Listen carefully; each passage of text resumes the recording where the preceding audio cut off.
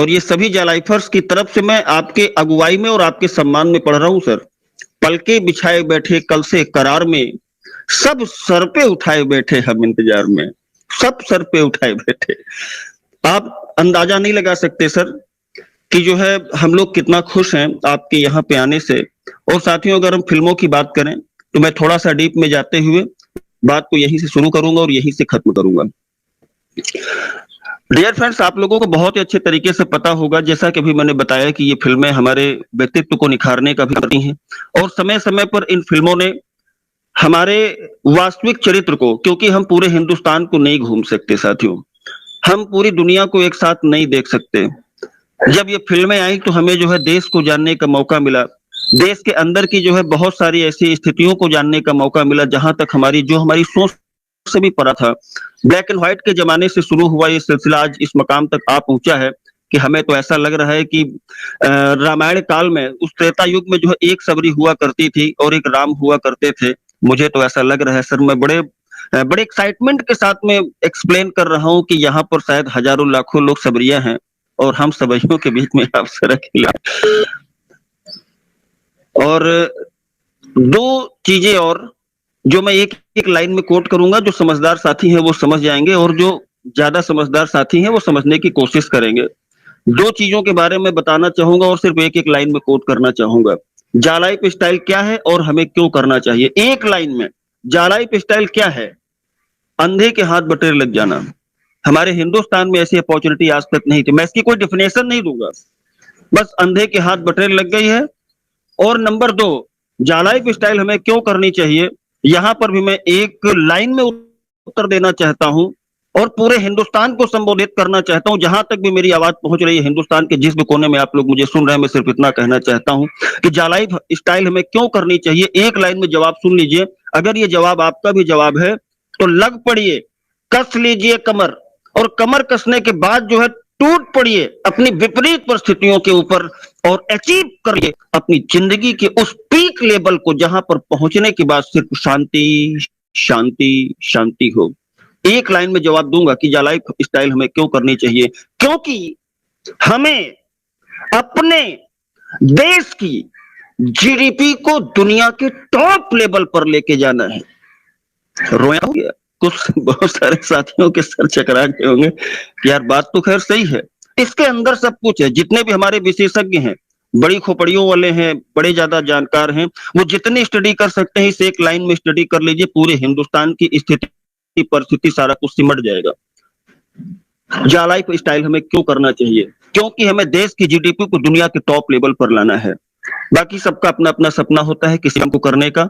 मैं यहाँ पर सिर्फ कुछ पंक्तियां और कहकर मैं विदा लेना चाहता हूं और आमंत्रित करना चाहता हूं इन्हीं पंक्तियों के साथ में अनुज सर को कि आईने को सच मानकर, सर आप आईने का काम करते हो। लोग कहते हैं कि जो है हम रोज आईना देखते हैं, अपनी सूरत देखते हैं, लेकिन जो हमारी फिल्में होती हैं, जो हमारा फिल्म जगत होता है, ये हमारे लिए हमारे देश का आईना होता है। तो मैं सर जो है आप आईने के प्रतिनिधि हैं, मैं आपको आमंत्रित करने से पहले इतना कहना चाहता हूं सर कि आईने को सच मानकर उम्र भर आईना साफ करता रहा। सर धक से करके लगेगी और इसी के साथ आपको आना भी है मंच पे कि आईने को सच मानकर आईने को सच मानकर उम्र भर आईना साफ करता रहा। और धूल तो अंदर थी, आईने को सच मानकर उम्र भर आईना साफ करता रहा और धूल तो अंदर थी, बाहर केवल लिबास बदलता रहा। और इसी के साथ थैंक यू, जय हिंद, जय life style. Come on the stage Anuj sir, thank you sir, welcome sir. Anuj sir. Ashok ji बहुत अच्छा आपने कहा कि आईने में लगी हुई धूल को हम साफ करते रहे, लेकिन अंदर की धूल को हटाना है। बहुत सही, अंदर की धूल को ही हटाना है। दिनेश जी आपने बहुत अच्छा बोला, सुन के अच्छा लगा। ममता जी, सुशीला जी कम बोली अभी तक, शायद उनका नेटवर्क इशू है। मैं सबको बड़े ध्यान से सुन रहा हूँ, कंटिन्यू सुन रहा हूँ।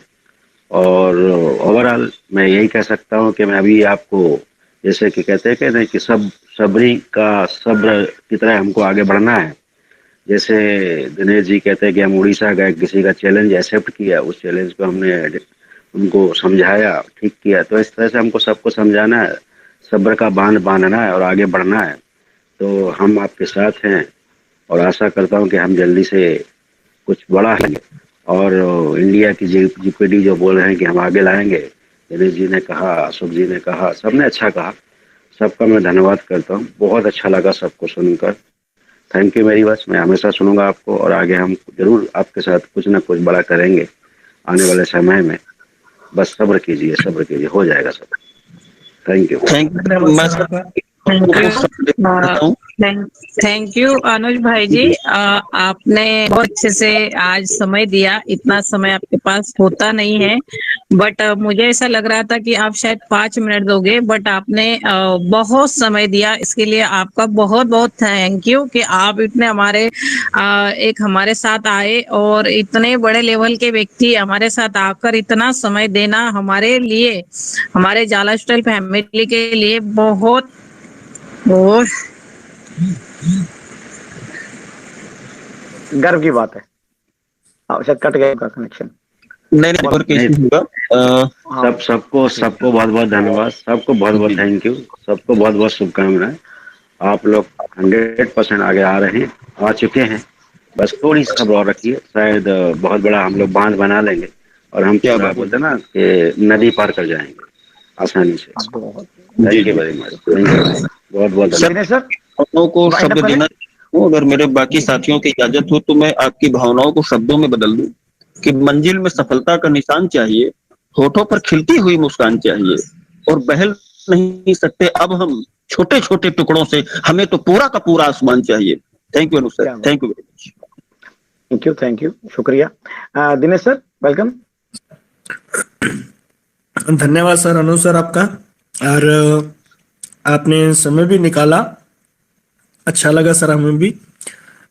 सर आपके हमारे ज्यादा नहीं तो इंडिया लेवल पे कई हजार ऐसे लोग हैं जो अपनी जो मिडिल फैमिली जो अपना जी रहे हैं, उनके लिए एक चिराग बनकर सामने आए हो आप। कई बार क्या होता है कि सर आपके आने से ही बहुत ज्यादा लोगों में उत्साह बढ़ेगा। और इंडिया में सर हम जो काम कर रहे हैं इस टाइम, हमारा जो टीम ईगल काम कर रहा है सारा, वो इंडिया लेवल में फर्स्ट नंबर पे अभी चल रहे हैं सर। हम कंपनी में इंडिया पूरा 1 नंबर पे चल रहा है। और ज्यादातर सर कंपनी में जो मालिकाना हक है वो भी इंडिया को ही सबसे ज्यादा मिला है।